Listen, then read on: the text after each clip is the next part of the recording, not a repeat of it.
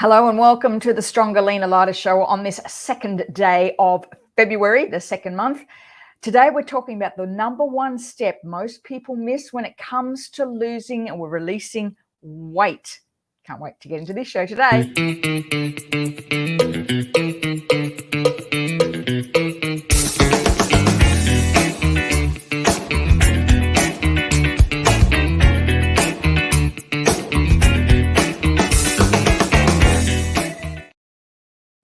Well, I hope you're doing well on this extremely warm day here on the Gold Coast today. And of course, wherever you are, just let me know where you are and how you're doing today. We kind of complained a little bit about the lack of summer. Nature was listening. So a very hot day, and I believe our friends in Brisbane are having an even hotter day than we are.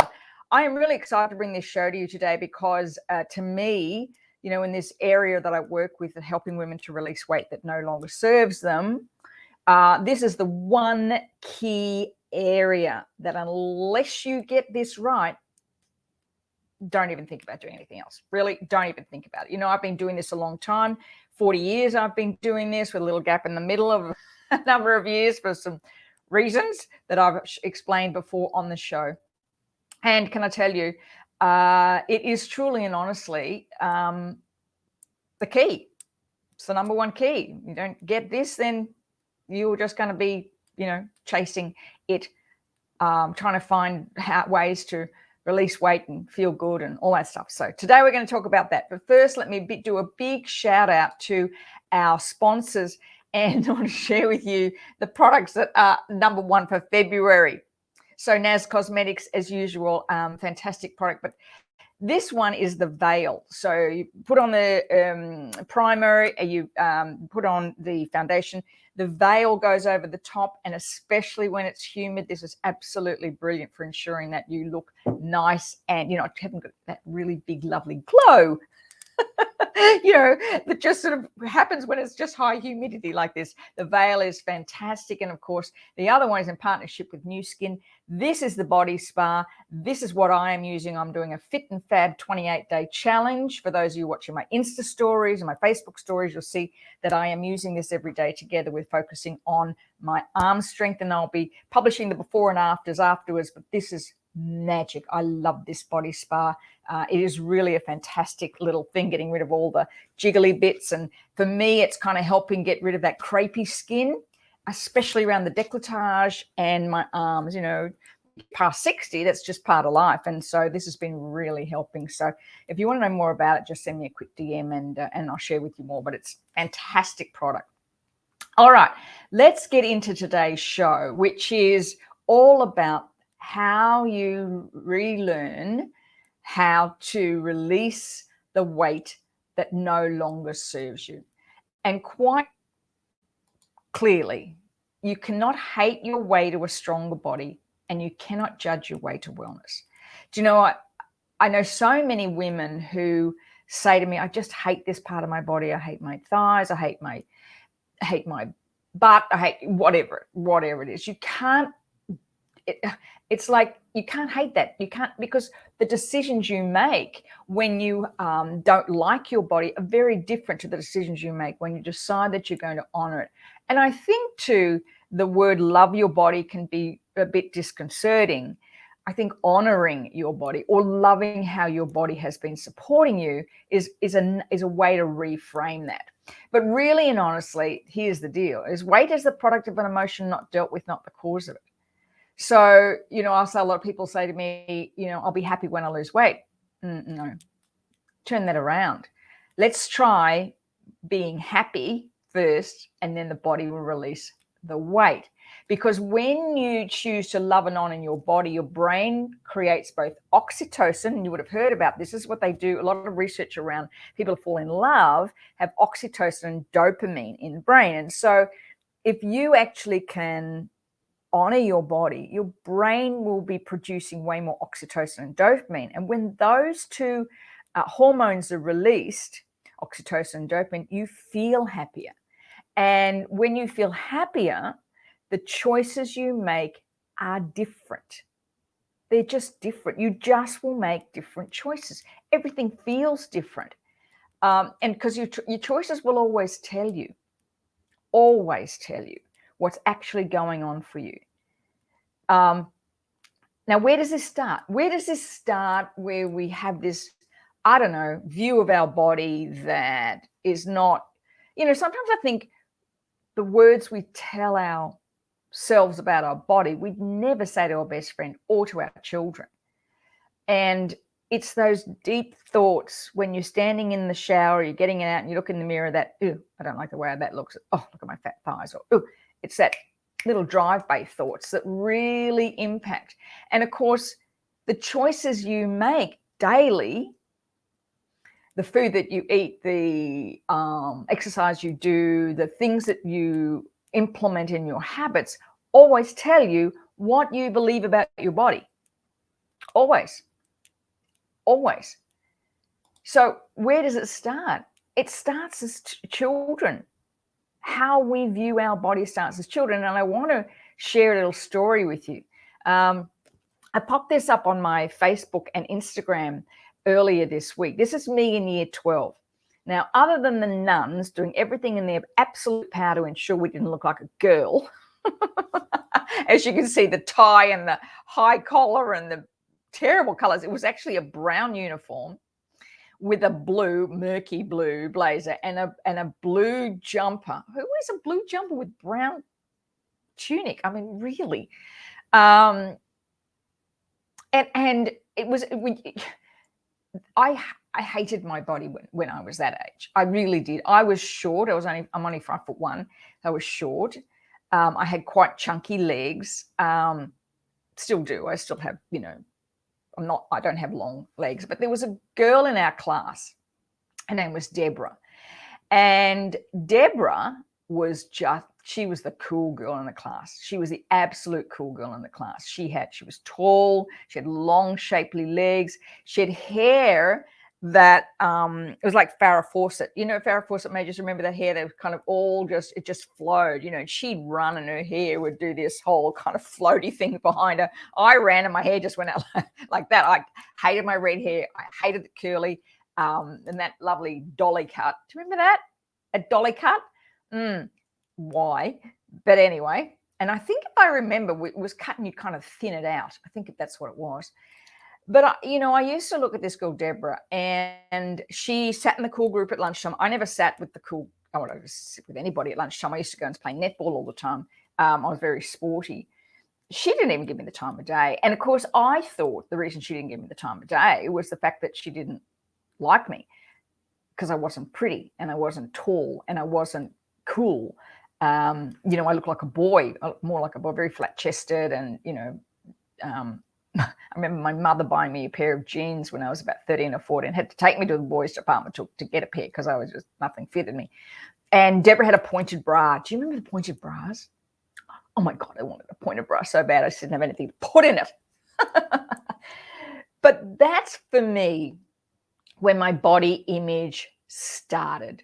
And for many women, that's where it starts. It starts in those early teenage years.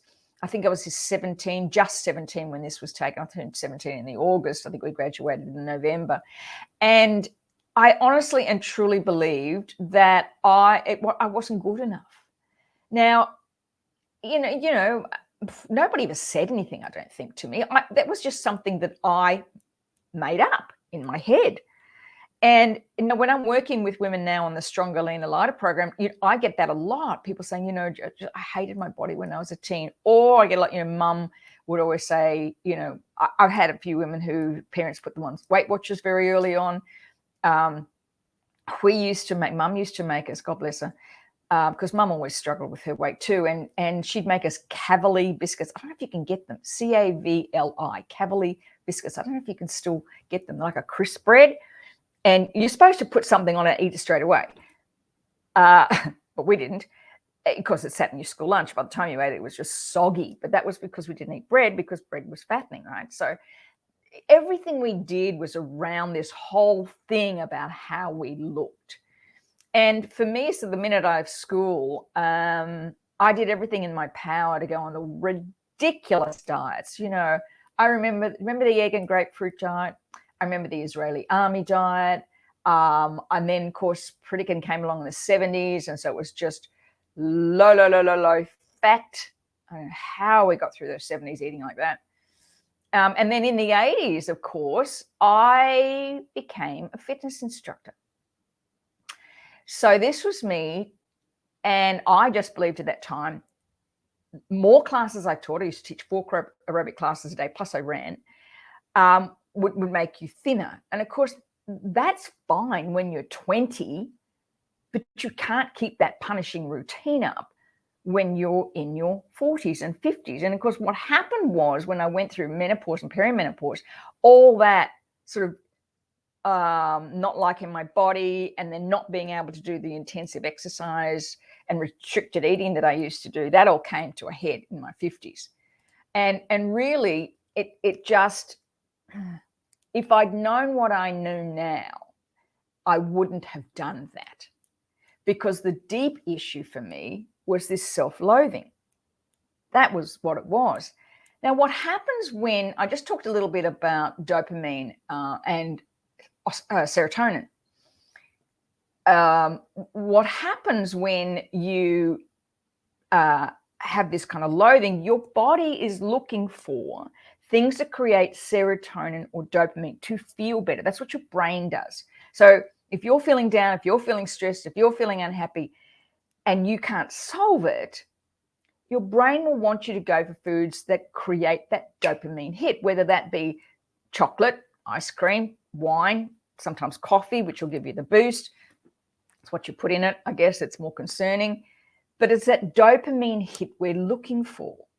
So it's not that it's the food necessarily. The thing is to understand why you're not happy. That's the key. Until you can solve that issue, then your body is going to continually want this type of food. You see, you can't have 2 conflicting thoughts. You can't.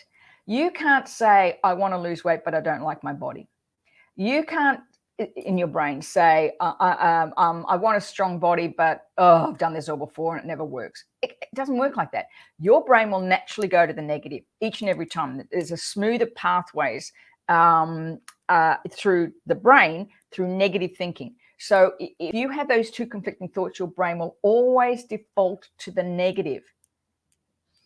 So I'm going to get healthy this year. Oh, it's never worked before. I'm going to work out every day, but oh God, that's hard. I'm going to go on a diet. Oh, yuck.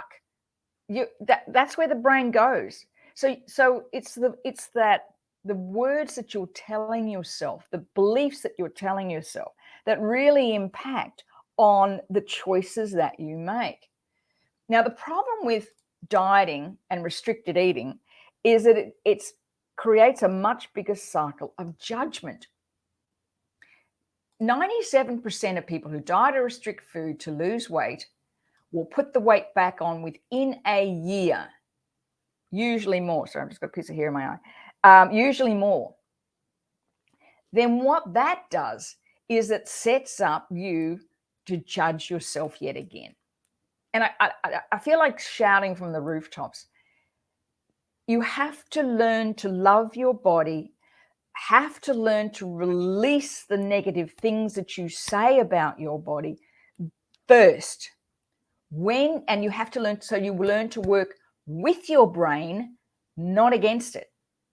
Those stories you tell yourself sit at the back in the amygdala, which is the emotional center of the brain.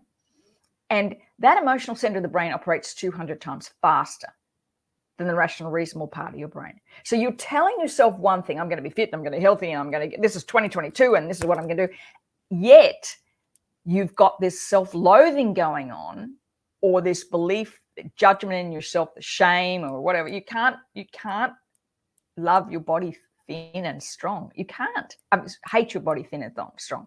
You can't judge your way yourself to wellness. It doesn't work like that. Your brain is so powerful, and you are an intuitive woman. And quite honestly, the challenges really are about understanding the stories you tell yourself. Where in my life do I feel limited? What's the story I'm telling myself? Is this a family pattern that I am repeating? Because often that starts, and it also starts in your home. And are your children repeating the same pattern? Because that's what happens. And it's not what you say to them. It's not what you say. It's what you do. It's what you do. And to me, the buck stopped with me. The buck stopped with me.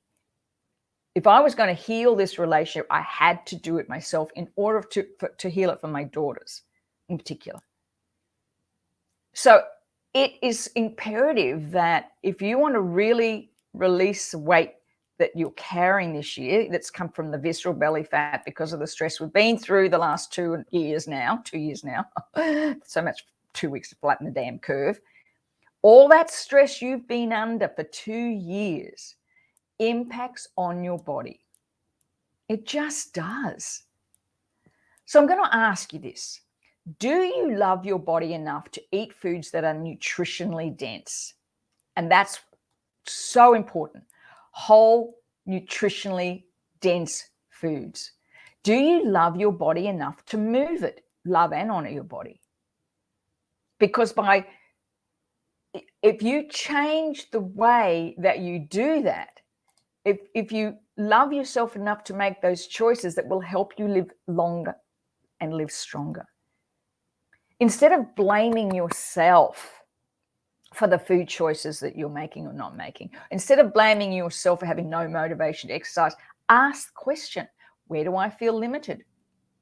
Am I willing to rewrite this story? Am I willing to rewrite this story?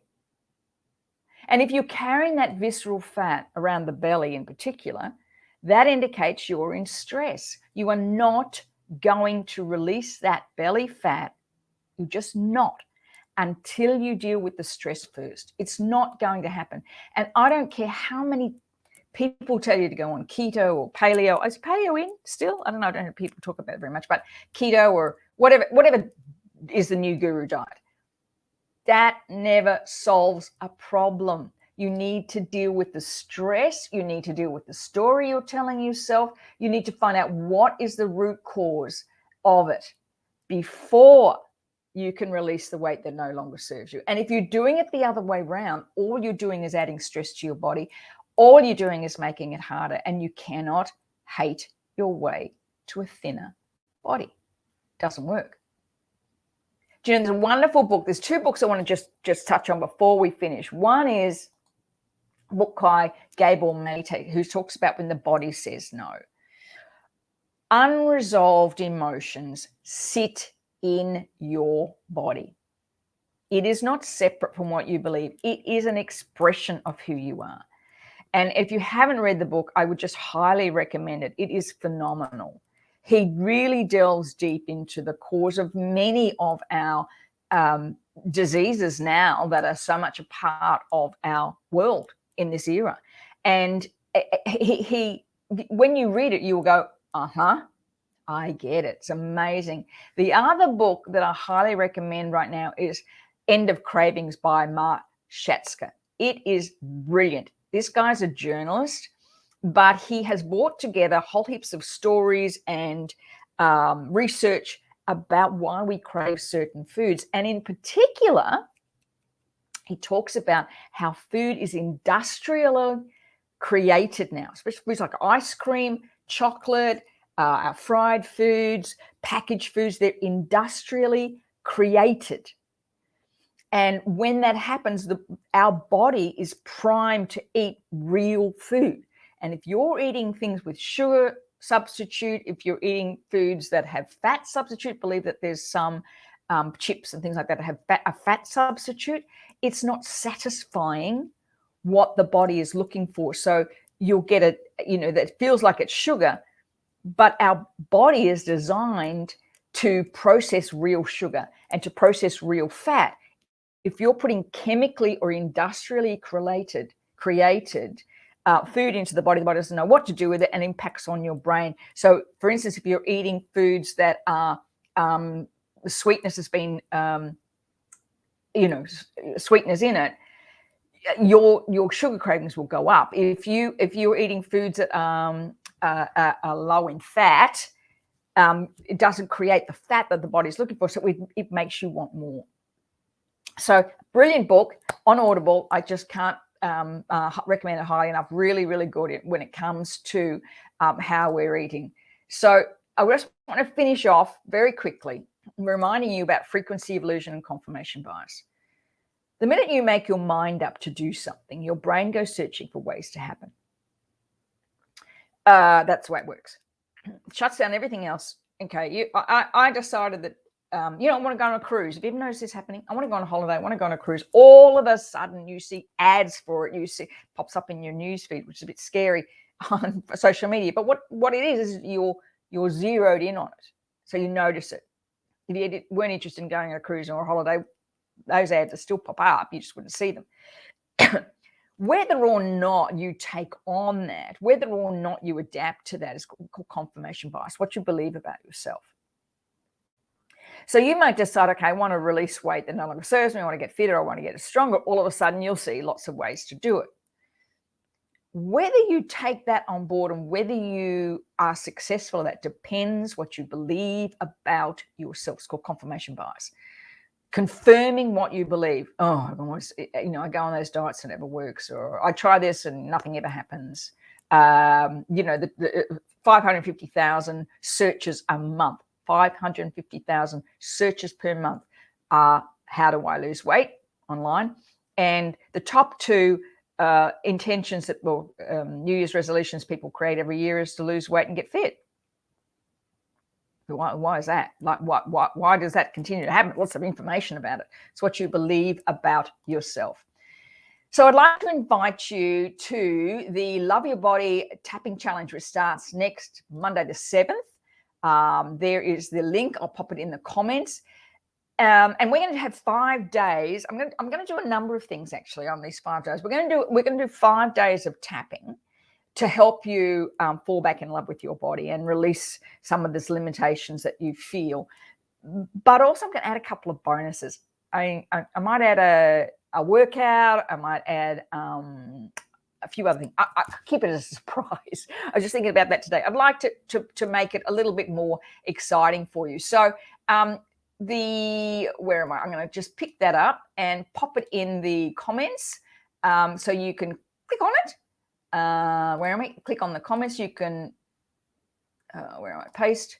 It's now in the comments. So you can click on that and head over and register for our 5-day tapping challenge that starts next Monday, 7th. And it'll go for 5 days, and we'll do sovereign essence tapping to help you fall back in love with your body. Remember, you're born to be real, not perfect. This is not about being thin. This is about being the best you can be. I'd love you to join me on the challenge. Click on the link in the comments, and I look forward to seeing you next week on the Stronger, Leaner, Lighter show. Bye for now.